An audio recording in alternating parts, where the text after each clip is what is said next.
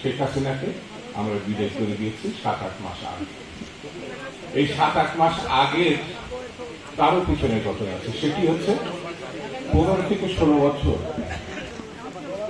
BNP এবং বিএনপির সঙ্গে অন্যান্য রাজনৈতিক দল, ছাত্র সংগঠন তারা আন্দোলন করেছে। সেই আন্দোলনে অনেক গুম হয়েছে। আমাদের ইলিয়াস আলী, চৌধুরী আলম সহ সারা বাংলাদেশে অসংখ্য, প্রায় 2000 কাছাকাছি নিখোঁজ হয়েছে, গুম হয়েছে, আর অসংখ্য শহীদ হয়েছে। আমাদের নেত্রী, দেশনেত্রী বেগম খালেদা জিয়া প্রায় 6টি বছর জেলে ছিলেন। বাড়িতে ছিলেন এটা বলে ভুল হবে, জেলে ছিলেন। আমাদের নেতা জনাব তারেক রহমান, জননেতা তারেক রহমান সাহেব 15 থেকে 16টা বছর নির্বাচনে কাটিয়েছে। আমাদের অনেক নেতা কর্মী ফাঁসির মুখোমুখি হয়েছেন, ফাঁসি হয়েছে।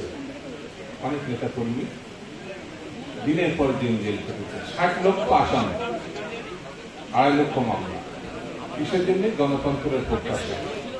যারা ছাত্র জনতা রক্ত দিয়েছেন, আমি তাদের মাগফিরাত কামনা করি। আর যারা এখনো পঙ্গুত্ব বরণ করছেন, আমি তার সুস্থতা কামনা করি। বন্ধুরা, লড়াই শেষ হয়নি।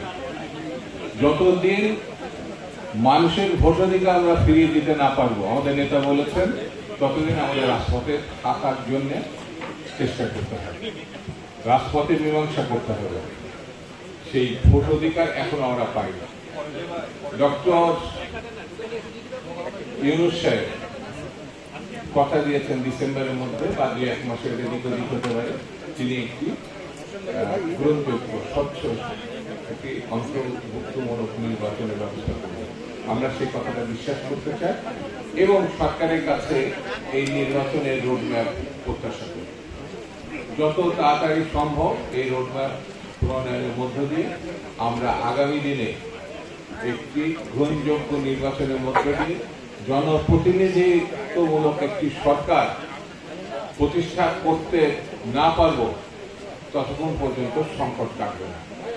সংকট কাটানোর জন্য নির্বাচিত নেতৃত্ব দরকার। আমরা বলেছি, এই নির্বাচনের মধ্য দিয়ে মানুষ সে তার পছন্দের প্রার্থীকে ভোট দিতে চায়, সে তার পছন্দের সরকার প্রতিষ্ঠা করতে চায়।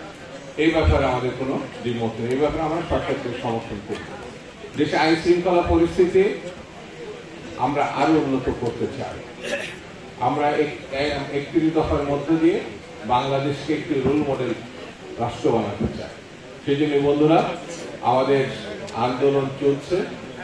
আগামী দিন গণতন্ত্র প্রতিষ্ঠা হওয়ার আগ পর্যন্ত এই আন্দোলন চলতে থাকবে। মানুষের, কৃষক, শ্রমিক, মেহনতি মানুষকে আমরা একটি নিশ্চিত জীবন দিতে চাই।